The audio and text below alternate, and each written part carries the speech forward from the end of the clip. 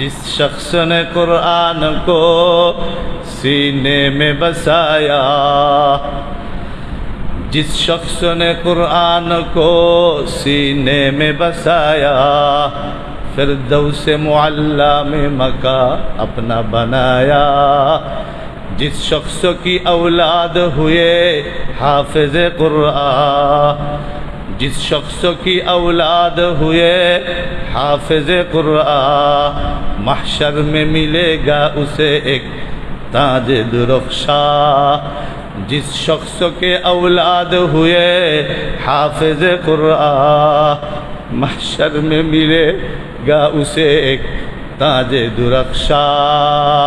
10 अहल जहन्नम की सुफारिश वो करेगा, 10 अहल जहन्नम की सुफारिश वो करेगा। फिर 200 मिले कर वो उन्हें साथ चलेगा।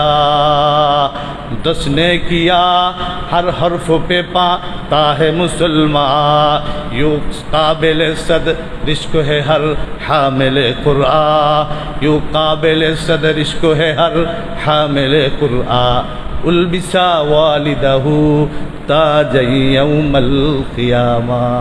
ময়দানে মাহশরে একজন হাফেজের বাবা মায়ের মাথার মধ্যে যেই তাজ পরানো হবে, দাউহু আহসানু মিন দাউইশ শামস, এটা দুনিয়ার যে সূর্য আছে সেই সূর্যের চেয়ে আর অধিকতর বেশি আলোকিত হবে।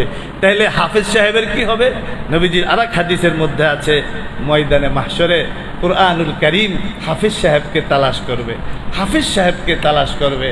হাফেজ সাহেবকে তালাশ করার পরে জিজ্ঞাসা করবে কোরআন শরীফ যে তুমি আমাকে চিনো? হাল তারিফুনি, তুমি কি আমাকে চিনো? হাফেজ সাহেব বলবে না, আমি তো চিনি না। তো তখন সে বলবে কুরআনুল কারীম, আনা সাহিবুকাল কুরআন, আনা সাহিবুকাল কুরআন, আমি তোমার সাথী কুরআন শরীফ। বিশ্বাস করো, দুনিয়ার থেকে যাওয়ার পরে সব আলাদা হয়ে যাবে, কিন্তু কোরআন তোমার সাথে থাকবে। এই জন্য এই কোরআনের পরে আমল করার নিয়তে হেফজ শিখা। আমি আন্তর্জাতিক মানের হাফেজ হব, আমি দেশ বিদেশে তারাবি পড়াবো, আমার কণ্ঠ সুন্দর, আমার তেলাওয়াত সুন্দর, আমি তেলাওয়াত করব আর মানুষ বাহবা দিবে, এজন্য নয়। আরে নিয়ত যদি ঠিক থাকে এমনি সব আসবে। জানালা রাত্রে খুলে দেবা এই নিয়তে ফজরে আজান শুনবো, এটার জন্য কি বাতাস বন্ধ হয়ে যাবে? আরে দুনিয়া তো এমনি আসবে, কিন্তু দুনিয়ার জন্য আমি পড়বো না, আখিরাতের জন্য আমি পড়বো। মানুষের জন্য আমি পড়বো না, আল্লাহর জন্য আমি পড়বো।